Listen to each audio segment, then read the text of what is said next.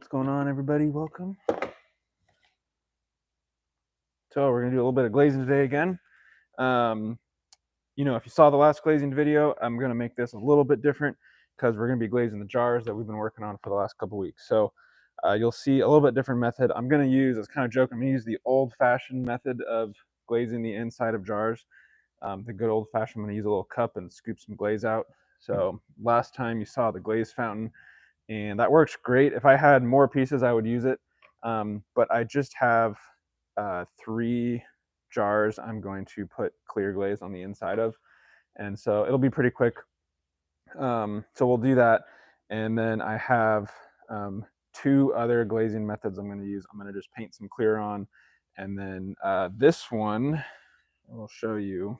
So this was the jar I first threw, and I've already dipped it in a green glaze and let it dry. So reason being is I trimmed a bunch of these grooves in.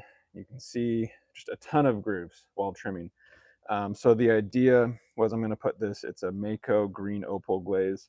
It's really bright. I don't know exactly how this is going to turn out on this clay, but my hope is that we're going to get a nice orangey, sort of burnt red, orange clay, and then this bright green, sort of these lines and stripes going through there. So I think that's going to look really cool.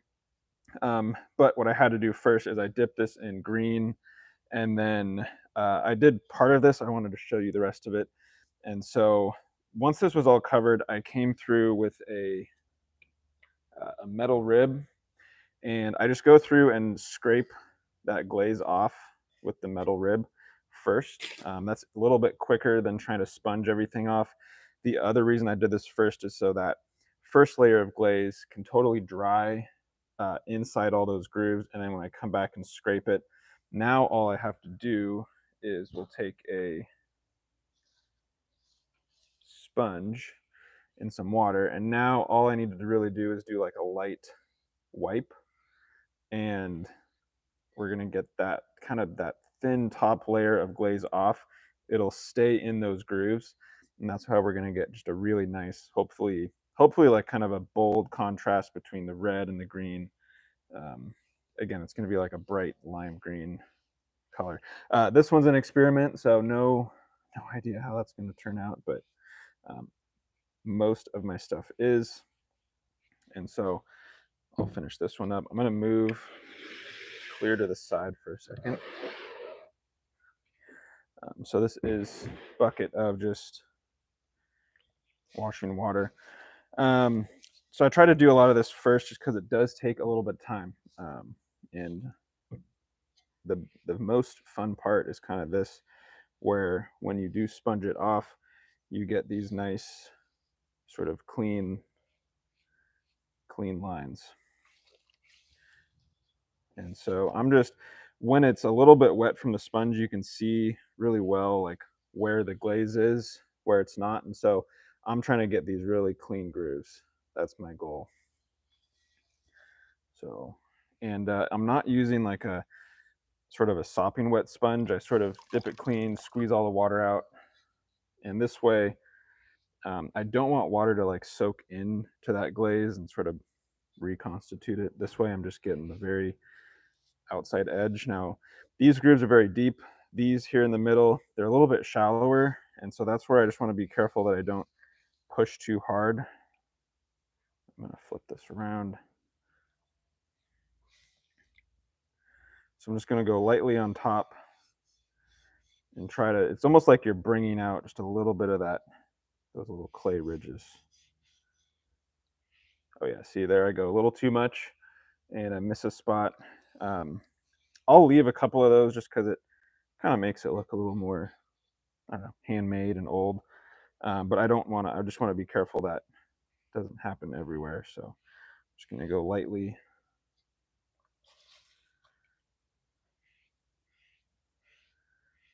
And just kind of be careful with even like the pressure of my fingers on top of the sponge. If I push too hard, you'll notice it'll just kind of easily wipe out a spot. So I'm just going to go lightly.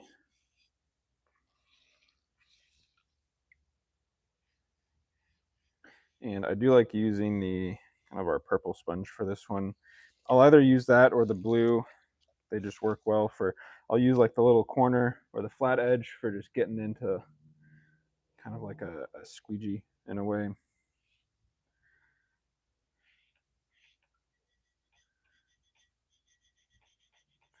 And then sometimes you can just sort of stay on a spot. I'm not going to press, but it's just kind of like a light wiping back and forth. And this sort of helps sort of just bring out some of that clay. And again, I'm going a little bit slower on this middle part just because I know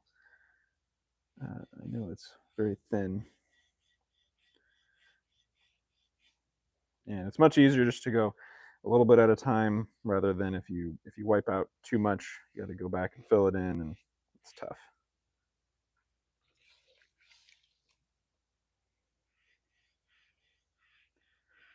Okay.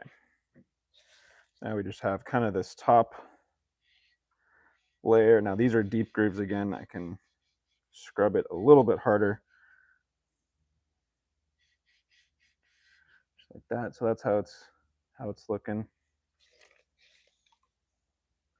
So when I did dip this, the groove where the lid goes does get all filled. And that's what I'll sponge that out right away. Make sure that's all clean. So I do like to fire the lids and the bases together if possible. That way, if there's any warpage or any movement at all, they do stick, or they kind of stay together. I haven't really had, there's always the question of, do you have you don't want to get the lid fused to the piece. And I've only had, a handful of issues over the years where they actually are stuck. Usually it's just you kind of tap it with a little piece of wood and that'll do it. All right. Okay, so this is looking pretty clean. So that's what it looks like all wiped down. So you can see it's drying right here, so it's just gonna kind of look a little bit more faded. But the idea is you're gonna have bright green and then this nice red color coming through. So a lot of cool grooves there. We'll do the lid. Oh, and then the one thing I was gonna show. So in this rim, so I started by dipping. This got filled in. I'm reading some comments here. We do have a video about the sink. If you go back on this Instagram channel, we did do a demo a few weeks ago, so we do have it. It's also on the product page, and we have been getting a lot of questions about the mini sink as well. So we'll have to do another video soon. But when I dip this is filled with glazed. I use the multi-tool, that tiny little metal precision blade. That's what I use to actually come in here, and I'll scrape along this edge first. So kind of like the metal rib on the outside, I use just that little blade, that little piece of metal to come in and scrape a lot of this glaze out. It's just a little bit faster than trying to sponge it all. And so I'll do like a scraping pass first and then come back with the sponge, and it goes much faster. So that's how I got that all clean. And then the inside I will do with clear later. So we'll let that dry. This is the lid. So you'll see the lid is still mostly covered. I came in and sort of scraped the outside. And now we're just gonna come back with the sponge. So this is kind of a cool part where it doesn't take much, but I'm gonna just go around and we're gonna lightly, now these grooves are pretty light, so I wanna make sure I'm not scrubbing it too hard. And what's important here is keeping this very edge totally clean. That's what would stick if I'm not careful.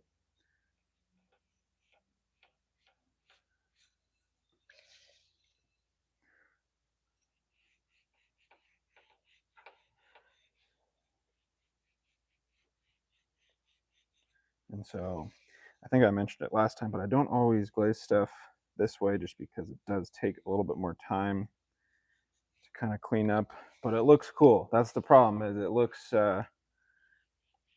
really nice if you take the time to do it.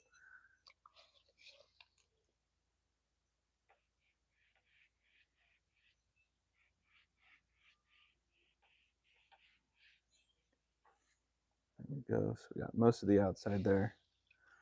I'm gonna just kind of use like the very sort of this wedge flat part of the sponge. We'll get it in there and wipe as cleanly around as we can.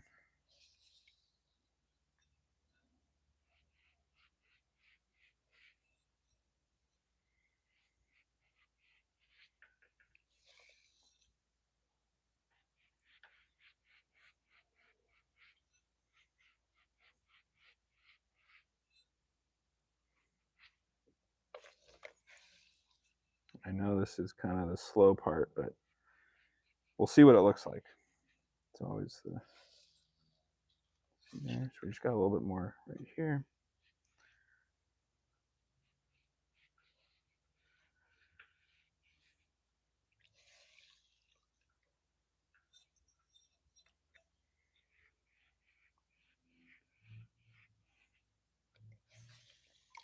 And you can kind of see right in between there, I'm getting the underside of the lid. Way down in there is going to stay green, but that's okay. I just want to make it look as even as possible.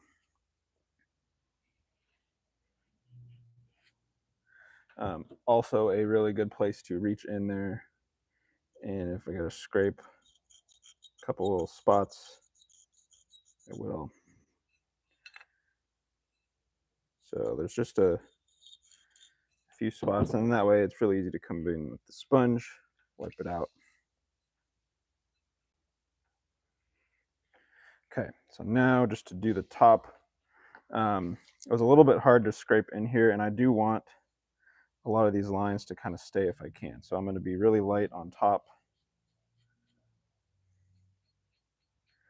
So this way, this edge stays green. And then we'll just kind of twist on the inside a little bit. And I just want these edges to kind of poke through.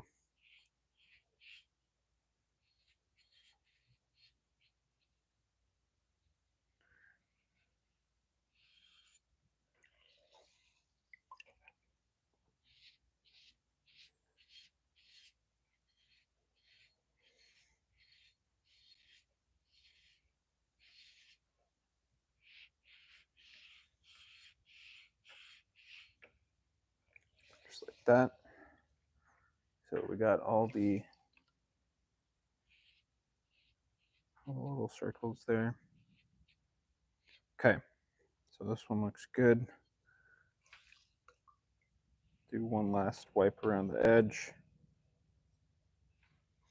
All right, we'll put that on. Very good. Okay, so the green one's done. The next couple that I did, we'll bring the clear back out. Oh yeah, sponges are great. So, you can't have too many sponges, but the purple one I use definitely the most. The black one is really good for throwing, and then the blue one, of course, is the smoothest. It's kind of the finest, densest. Great for finishing. All right, so this is another one. So that lid fits on like this. Now this one has some grooves on there. This is kind of like an orange and red slip going around the outside. So what I think I'll do on this is I want to leave most of this clay bare, and then I'm just going to paint on like a clear right over this slip area.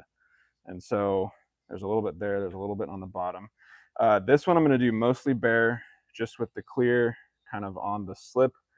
And then this one had some more slip carving. And so this one I'm going to do clear everywhere. And so this was I didn't carve this one on the live stream, but this was one I tried a blue to an orange slip. And then I know we'll have questions about tools. So the big groove, this was only 2 tools. So the larger groove, basically the bigger line weight you see, is all, I think it was the P21. So 1 millimeter square. I did a big groove kind of line over everything, then came back with the FP4, which is the small, all the small lines. So that is what you see there. And again, this was all FP4. So come back, just kind of did a little light line and then cleared out a couple spots, but only 2 tools. And that's what that looks like. So because this one's covered more in design and stuff like that, I also want to see what it's like to put clear over all of this clay. I know it's going to look a little bit different than the bare clay, and so I'm going to sort of bank on the clear looking a little bit better. So I'm going to use it on this one. And then on this piece, this is a little bit simpler of a carving. And so this will be bare clay just with, I know the clear helps make the slip or the underglaze, sorry, pop a little bit better. And so this one was the same deal, just the P21 to do all the larger grooves. Again, I say larger, it's still a very small tool. And then the FP4 to do all the tiny stuff. So that's what this one looks like. So we'll do you mix the clear up. And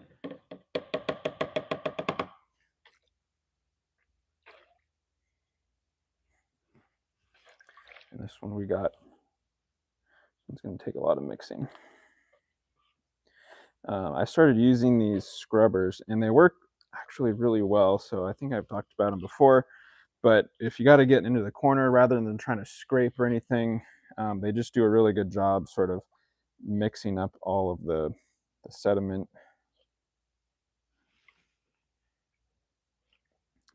And this bucket's a little full, so I'm going to go slow here.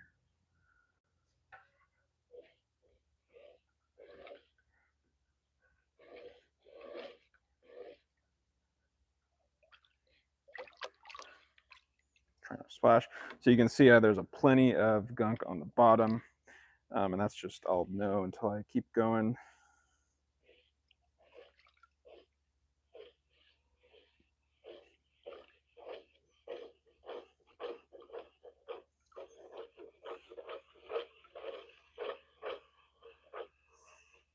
And I can feel the bottom of the bucket now, so now we're just getting all the little corners. So you can see all of that gets mixed up really well. Yes, it's a toilet scrubber. It works really well. That's what I'm saying. So it gets in all the little corners. You got pretty stiff bristles, so you're not going to actually scrape the bucket, but you can get in all those little bits and get it out. So I saw it somewhere. I saw someone using it in their studio, and I thought it was a good idea. But they work really well, and they clean up really well. So even though I use that to break up all that clay, I can just take that and put that in clear water, and you're practically brand new, so you're ready to go. All right. So this one's pretty easy. I'm gonna switch hands here. So we'll just do a little bit of clear. Very thin layer. I know clears can be a little sensitive, so you don't need much. At least this one, we'll just do a light layer. Paint it right over. Now, this is my favorite type of glazing because there's not much to it.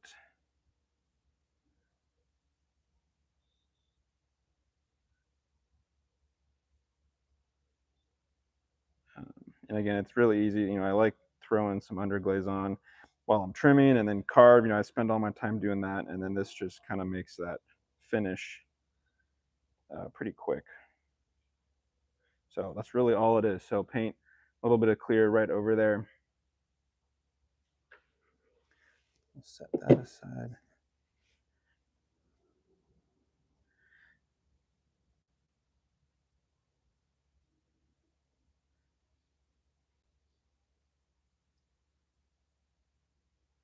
And as long as you got the right brush and you kind of just are a little careful with it, you don't even really have to sponge much after.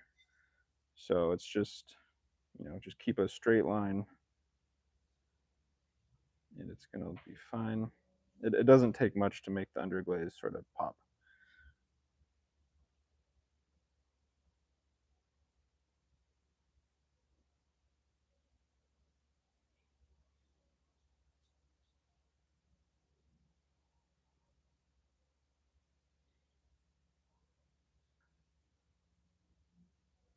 Just kind of fill in all these little gaps.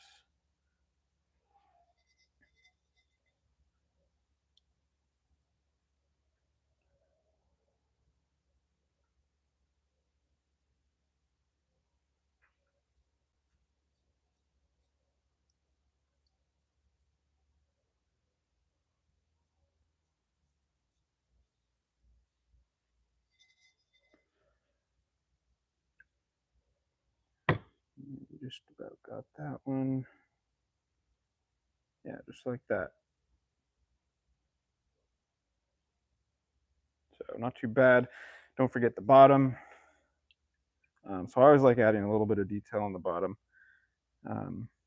Just those of us that do pottery always like to pick pieces up and look at the bottom. So it's kind of like a little secret message. And this one just gets a quick little dabble going around.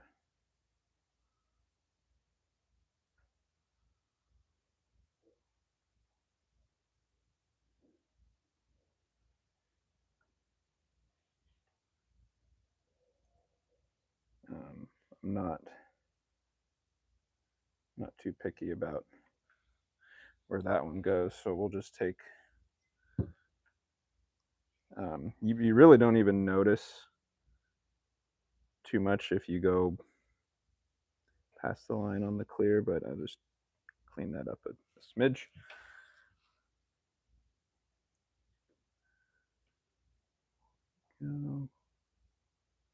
Okay, so this one is done.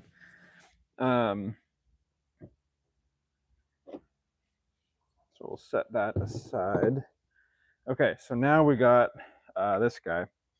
I think I'm going to first dip the lid. And because of this little indent, that's how I do all those lids. They're just a little bit easier to grab rather than like a little knob. So you just kind of grab it like that. I'll dip it in, swirl it around, make sure everything's covered. Just do a very light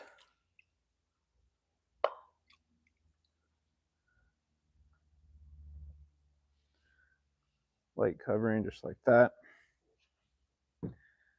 And then before this dries too much, I just want to wipe this edge.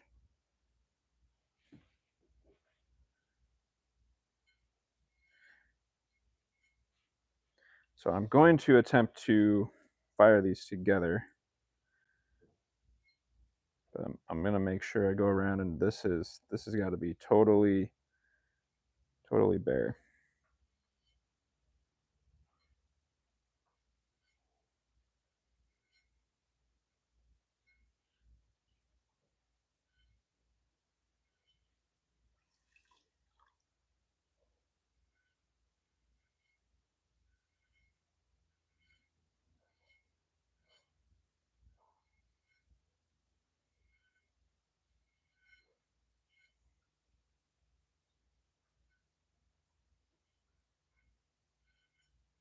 Okay, just like that.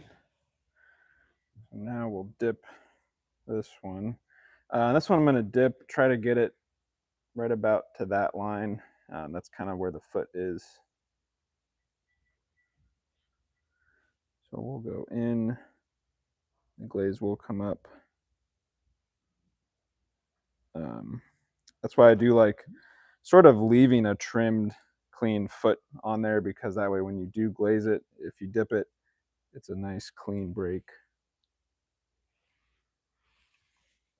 And we're going to do clear on the inside anyway, but there's a nice clear coating on the outside, nice clean edge on the foot. So we're good there. So now let this dry a second.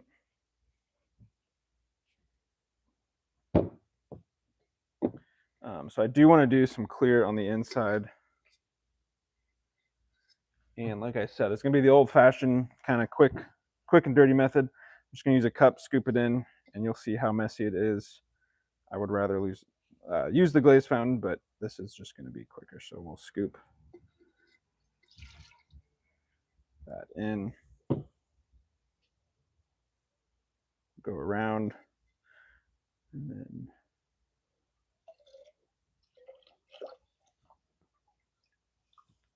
pour it out.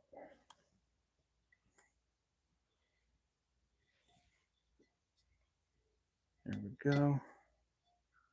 So we got a nice piece. There's a little dabble I missed. We'll touch that up.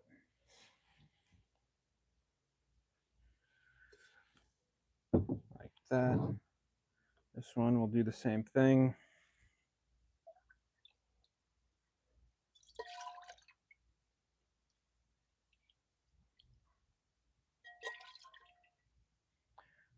It's a little bit easier just with bigger pieces. Do the nice pour.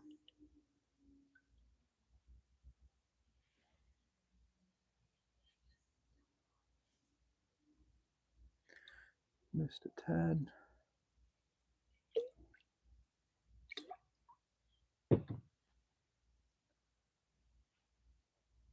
All right. Then we'll do this guy. I'm not going to do the lids because I don't want to mess with that right now.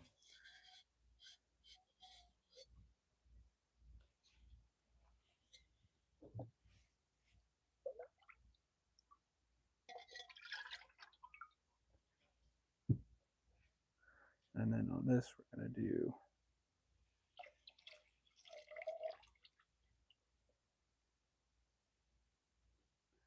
make sure that's all covered. So the only thing about doing, again, pouring it out, is you get stuff like this where it drips and dribbles all over. Again, Glaze Fountain would be the way to do it. But I kind of want to just remind everyone that you don't have to do it this way.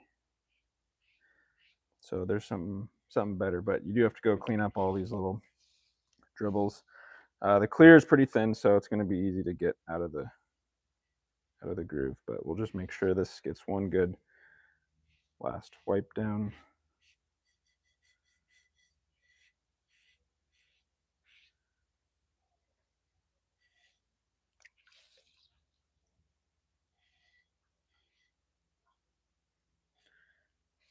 And then in the groove here, really make sure this is all clean.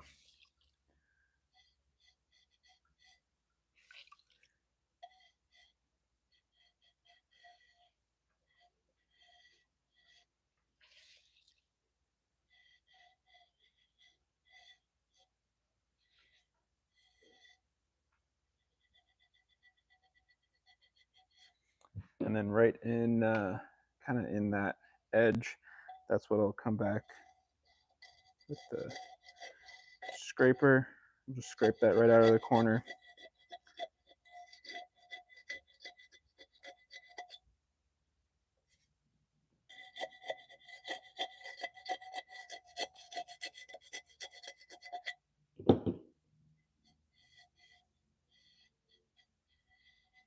And I'll let this dry a little bit and then do one last little scraping round. That'll get it. So now we have this one's done with clear. We have both of these also have clear.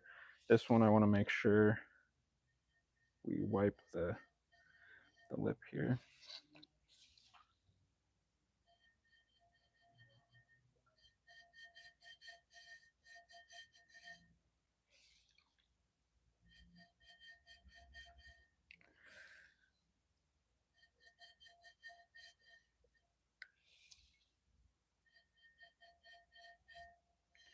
So just like that.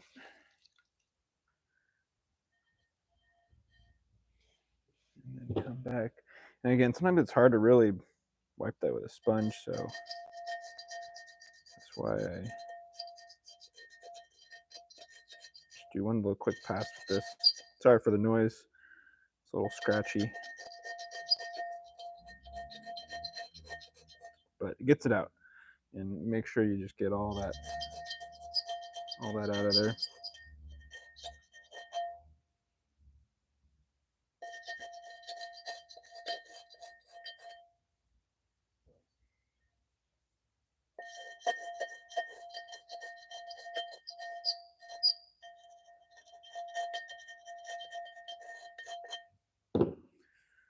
go.